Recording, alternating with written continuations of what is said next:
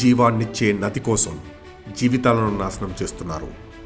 బ్రతుకునిచ్చే నది పేరున బ్రతుకుల్ని ఛిద్రం చేస్తున్నారు. ముచుకుందా నదిగా పిలిచే మూసీ నది ప్రక్షాళన లక్షల మంది జీవితాలను రోడ్డున పడేస్తోంది. మూసీ ప్రక్షాళన పేరుతో కాంగ్రెస్ ప్రభుత్వం ప్రజల గొంతు నులుముతోంది.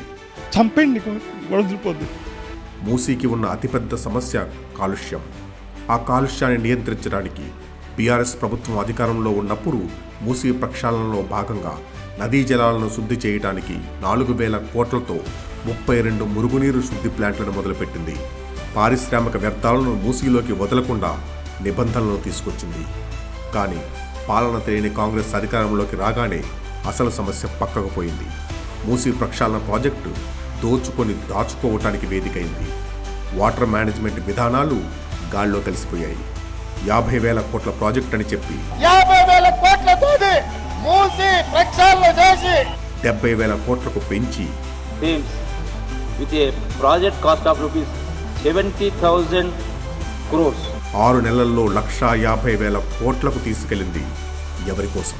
మూసీ పరివాహక అభివృద్ధి కోసం 5 ఏళ్లలో 150,000 కోట్ల రూపాయలతోని 16,000 కోట్ల ప్రాజెక్టుకి 150,000 కోట్లు దేనికోసం? మూసీ కన్నా అతిపెద్దది అత్యంత కాలుష్యమైన గంగా నది ప్రక్షాళనకు నమో గంగా ప్రాజెక్టుకు కిలోమీటర్కు 17 కోట్లు ఖర్చవుతుంటే మూసీ నదికి మాత్రం కిలోమీటర్కి 2,700 కోట్లు ఎందుకు ఖర్చు చేస్తున్నారు?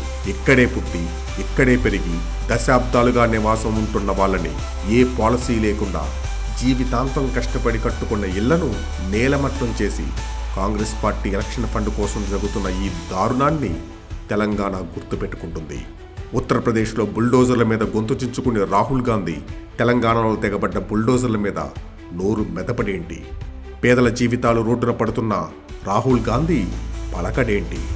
దశాబ్దాలుగా పేదరికాన్ని దూరం చేయలేని కాంగ్రెస్ పేదల్ని దూరం చేసే పనికి శ్రీకారం చుట్టింది. గరీబీ హఠావో అనే కాంగ్రెస్ నినాదం గరీబియోంకో హఠావోగా మారింది.